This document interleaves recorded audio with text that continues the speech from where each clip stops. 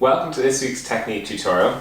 We've done the teaser progression of the last 4 weeks. In the next few weeks we're going to look at our side series. So these are the exercises we're lying down on our side and they're aimed at working our lateral glute muscles, our glute min and our glute med. And we're going to work on these. These are really important muscles for keeping the pelvis level when you walk. As you pick your right foot up and step forward, the right side of your pelvis loses that support and it wants to drop down. Meaning the left side, the glute med and the glute min get stretched out, and these keep your pelvis level.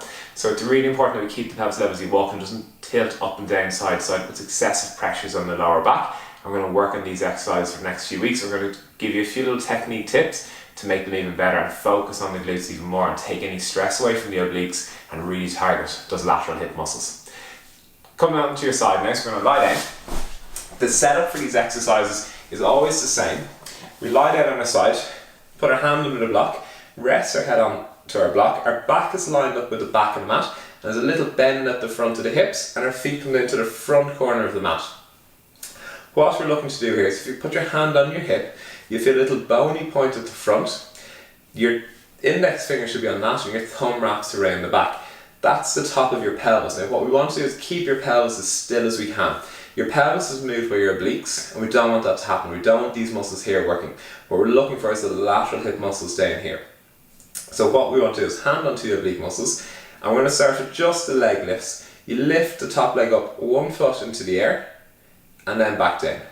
And lift and lower. As you do that, you want to make sure that your pelvis doesn't move. So your hand on your hips stays perfectly still. What you might find at the start is the hand starts to come up towards the shoulders, you lift the leg up and then drops away from the body as you lower the leg down. All you're doing now is you're tilting your pelvis. Your hip really isn't doing much work. It's slightly lifting the leg out to the side, but the pelvis is rocking side to side to lift the leg up and down. To stop that from happening, the best way of doing it is have the hand on the hip so you feel what goes on, and then the second thing to do is to push that top heel as far away from as you can. So you think about pushing that leg all the way down there. That locks the pelvis in that drop down position. So as you lift the leg up and you push that heel away, the pelvis will stay still.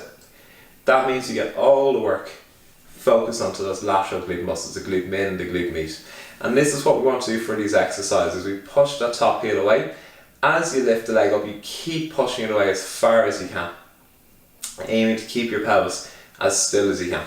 And what you notice is the pelvis stays still and these muscles here in the side of the abdomen don't contract and relax. And you should start to feel these muscles down here on the glutes starting to burn a little bit more, and that's how you know you're getting those muscles working really, really hard.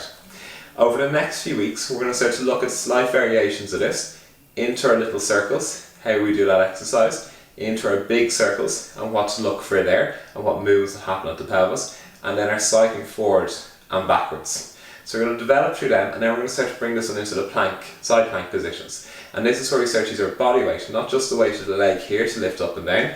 We start to use our body weight to contract these muscles, or these muscles contract to lift our body weight. And it puts a lot more stress onto them and that ties in the obliques and makes the exercise a little bit more functional. So it's a nice progression through. So we're going to look at those exercises as we go through the next few weeks.